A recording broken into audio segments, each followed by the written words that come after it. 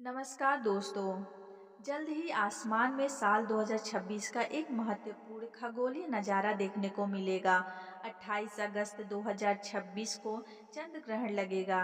यह एक गहरा आंशिक चंद्र ग्रहण होगा जिसमें चंद्रमा का बड़ा हिस्सा पृथ्वी की गहरी छाया में प्रवेश करेगा। लेकिन सबसे महत्वपूर्ण बात यह है कि इस बार का चंद्र ग्रहण भारत में दिखाई नहीं देगा। इसलिए भारत में रहने वाले लोगों के लिए इस ग्रहण से जुड़े सूतक और धार्मिक नियमों को लेकर भी स्थिति अलग रहेगी। आखिर 28 अगस्त को चंद्र ग्रहण कितने बजे लगेगा? इसका अधिकतम प्रभाव कब होगा? क्या भारत में सूतक लगेगा? गर्भवती महिलाओं को क्या सावधानी रखनी चाहिए? और ग्रहण के दौरान क्या करना शुभ माना जाता है? आइए जानते हैं पूरी जानकारी।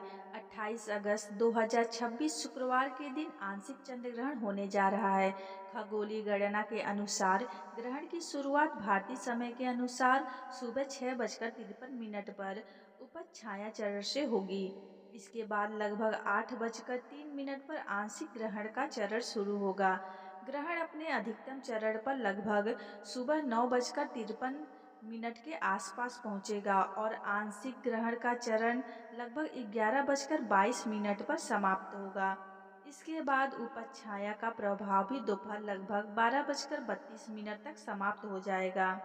हालांकि ये समय ग्रहण की वैश्विक खगोलीय घटना के भारतीय समय में है। भारत में इस समय चंद्रमा दिखाई देने की स्थिति में नहीं होगा, इसलिए भारत से यह ग्रहण नहीं देखा जा सकेगा। अब बात करते हैं सूतक काल की। हिंदू धार्मिक परंपराओं में आमतौर पर चंद्र ग्रहण से लगभग 9 घंटे पहले सूतक काल माना जाता है। लेकिन सूतक की मान्यता मुख्य रूप से उस स्थान पर ग्रहण दिखाई देने की स्थिति से जुड़ी मानी जाती है। चूंकि 28 अगस्त 2026 को यह चंद्र ग्रहण भारत में दिखाई नहीं देगा, इसलिए भारत में सामान्य रूप से इसके सूतक काल को मान्य नहीं माना जा रहा है। इसलिए भारत में रहने वाले लोगों को केवल इस ग्रहण के कारण अपने सामान्य पूजा पाठ, भोजन या दैनिक कार्यों को रोकने की आवश्यकता नहीं है। अब बात करते हैं गर्भवती महिलाओं की। ग्रहण के समय गर्भवती महिलाओं को लेकर समाज में कई तरह की मान्यताएं प्रचलित हैं, लेकिन वैज्ञानिक दृष्टि से ऐसा कोई प्रमाण नहीं है कि सामान्य चंद्र ग्रहण गर्भ में पल रहे बच्चे को नुकसान पहुंचाता है।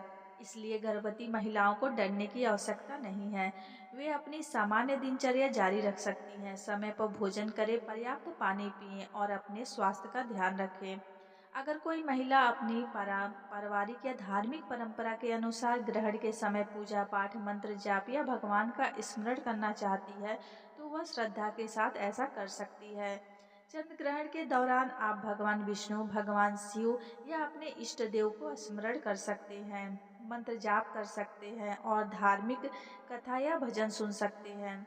लेकिन ध्यान रखिए, धार्मिक मान्यताओं और वैज्ञानिक तथ्यों में अंतर होता है, इसलिए किसी भी ऐसी बात पर विश्वास न करें जिससे अनावश्यक डर या परेशानी पैदा हो। इस चंद्र ग्रहण की एक खास बात यह भी है कि यह 2026 का अंतिम चंद्र ग्रहण होगा। खगोलीय दृष्टि से यह काफी गहरा आंशिक चंद्र ग्रहण होगा और पृथ्वी की छाया का बड़ा हिस्सा चंद्रमा पर पड़ेगा।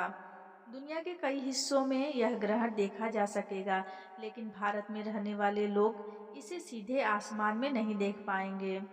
तो अगर आप 28 अगस्त 2026 के चंद्र ग्रहण को लेकर चिंतित हैं, तो चिंता करने की आवश्यकता नहीं है। भारत में यह ग्रहण दिखाई नहीं देगा और इसी कारण यहाँ इसके लिए सूतक काल भी सामान्य रूप से लागू नहीं माना जा रहा है।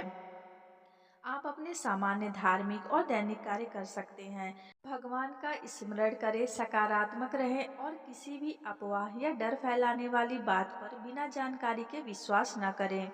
अगर आपको चंद्र ग्रहण से जुड़ी यह जानकारी उपयोगी लगी हो तो वीडियो को लाइक करें, अपने परिवार और दोस्तों के साथ शेयर करें और ऐसी ही धार्मिक एवं महत्वपूर्ण जानकारी के लिए हमारे चैनल को जरूर सब्सक्राइब करें।